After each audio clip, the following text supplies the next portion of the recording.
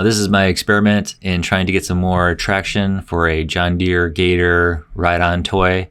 I'm looking for some traction in the snow, so that way my son can drive in the snow in our yard.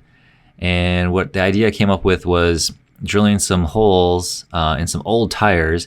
These tires have some holes in them already. They're already worn out. I don't think I would do this to some brand new tires or not. The reason being is if you get a rock in there, it bounces around and makes a lot of noise. So we had some old tires. I knew I was gonna have to replace these, so I drilled some holes here. I believe I used a 1/4 inch, maybe slightly larger drill bit. And then we bought some zip ties off of Amazon. And it was actually quite easy to feed them through, as you can see here. And just clipped off the edges. And that's pretty much all we did to this. It's a pretty simple project. All right, we can watch me finish this up here. I had a couple zip ties there. Had they had like kinks in them or just kind of deformed a little bit, so I just used the straight ones. And we just went from there. We did have a lot of breakage right away, so as we're using them right off the bat, the weak ones were breaking right off the bat, so we had about, I think, like 5 or 6 of them pop right away.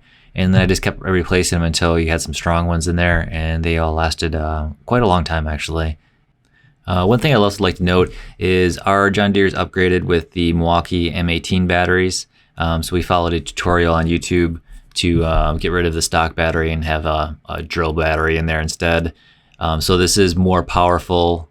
Our John Deere is more powerful than a stock one. I would also warn you that if you do this, the amp draw from the tires being really kind of like in that paddling motion is quite a bit. So we did pop the fuse a few different times. So if you're worried about breakage, I might not do this. And there she is. So these parts aren't gonna be grabbing traction. These are kind of sharp, so I should probably cut these down again. But this is what we're mainly looking for right here. All right, so I thought this would be a good idea, but we got about 3 broken ones right off the bat here in the first 5 minutes. Something about that shearing force snapping them right there. Got plenty of spares, so we'll just feed the spares in and see how it goes. But traction-wise, they work really good. Durability, not so sure just yet. So this might be a fail for a project, but I don't know. Just gotta try stuff out, you know. They don't make snow chains for John Deere. All right, so you can see in this video, this is just a little bit of snow. It's kind of icy snow too, and it actually works really well.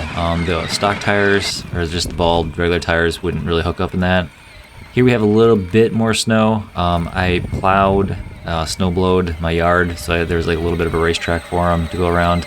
And as you can see, it hooks up pretty decently on the mix of snow and grass. And then here we're in real deep snow. This is unplowed. And as you can tell, it's slow going.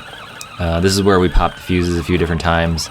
So it's not really gonna work in this. And then even if it did, the front tires get caked up with snow and then you really can't steer. So it's kind of for thinner snow, little like inch or 2. I'd just like to say thank you for watching. I hope this video was helpful for you. Maybe it gives you some ideas on your project and what you wanna do. If you like this video, please consider subscribing. See you in the next video. Bye-bye.